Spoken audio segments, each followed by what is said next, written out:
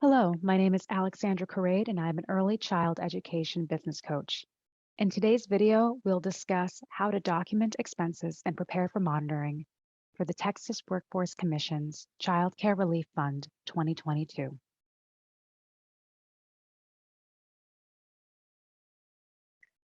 In today's video, we'll answer the following questions. How do I document my expenses? What should I expect if I am selected for monitoring? And how can I get help? To start, a selected group of child care providers will be required to participate in a TWC monitoring process, during which expenditures will be reviewed to verify that funds were spent on allowable expenses. Whether you are selected for monitoring or not, child care programs are required to maintain records for 3 years after the relief fund ends. This includes receipts, invoices, and other documentation that supports how all funds were expended. Let's start with how you document your expenses. When you gather your documentation, how do you make sure that you have everything you need? Let's follow this simple 3-step process. First, figure out your past expenses. Go month by month through your records, beginning September 1st, 2021, to review receipts, bills, payments, and bank statements. Second, find and keep your receipts. Set up a system to properly document all past and future expenses. You must keep all your receipts for costs covered by the award. Third, create a backup. A digital backup of your receipts and proofs of payment will be helpful. To do this, you can take pictures or scan your documentation. Remember, you need to keep your receipts for 3 years. Let's delve a little deeper into each of these 3 steps. When you figure out your past expenses, make sure that you look for all types of receipts and documentation of payment.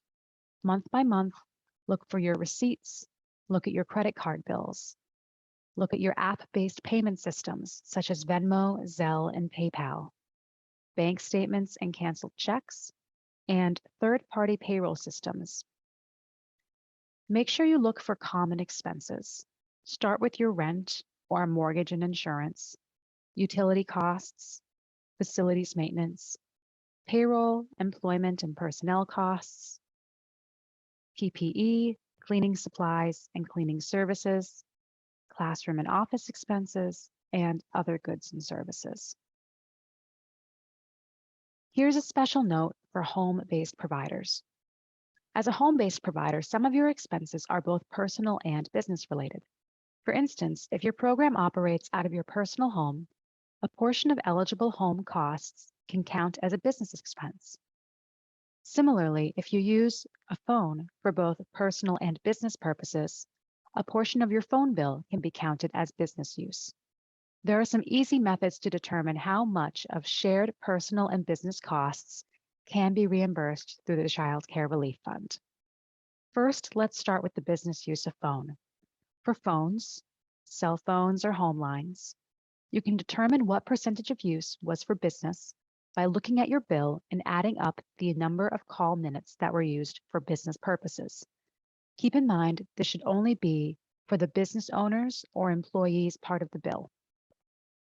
For example, Novelette looks back at her phone bill from last month and sees that it was $150. She sees that she made 30 calls that totaled 200 minutes, and that 20 of those 30 calls were for business-related purposes, and that those 20 calls totaled 120 minutes.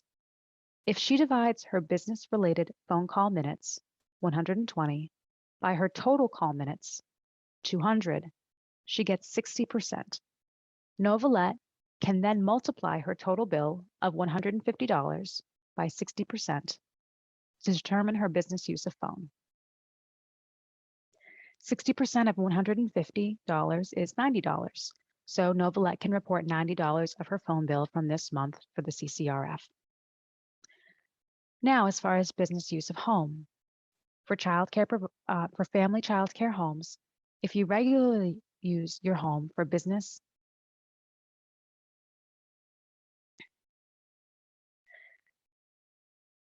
Now, for business use of home. For home-based providers, if you regularly use your home for business and you are licensed or registered, you can be reimbursed for the cost of your home and other related expenses that you typically claim on your federal tax returns. Home-based providers can determine the business use of their home using the time-space calculation.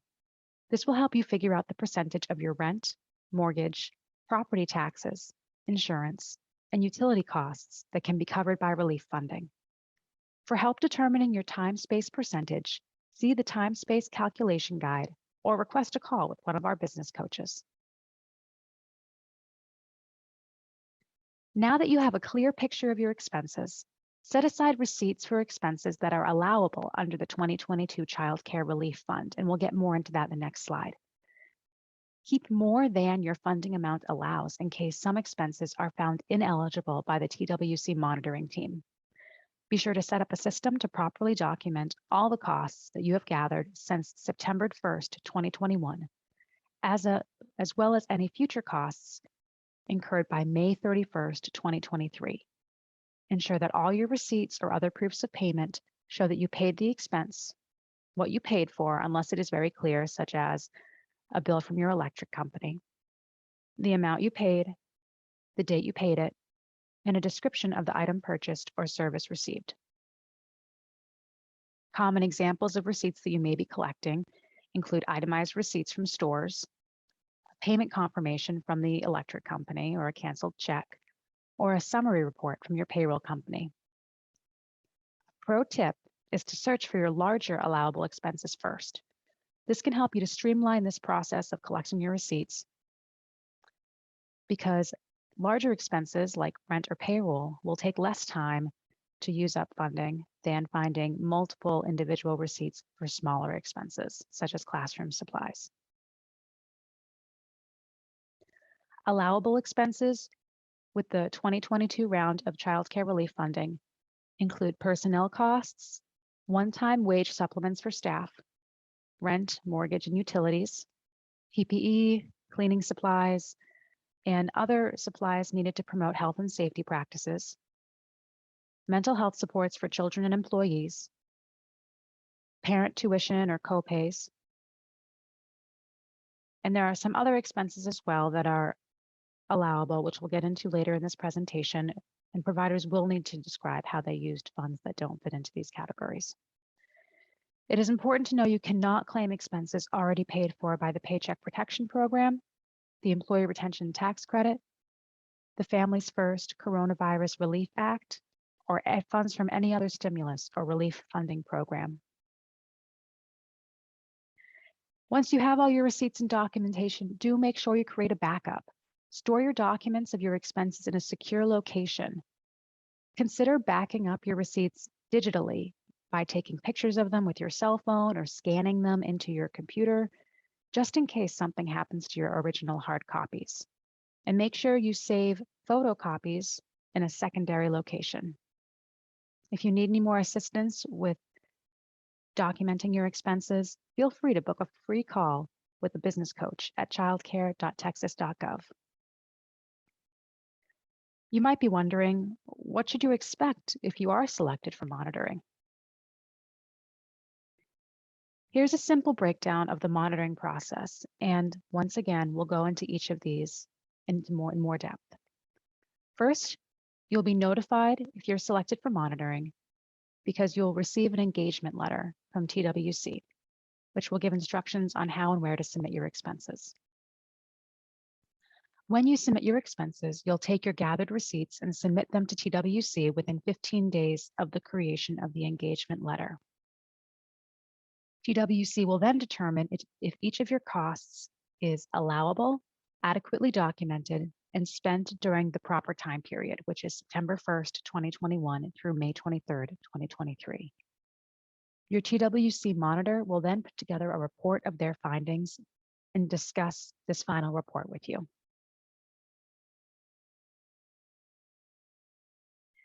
If you are selected for monitoring, you will first receive an engagement letter which informs you that you have been selected and gives you instructions on how and where to submit your expenses.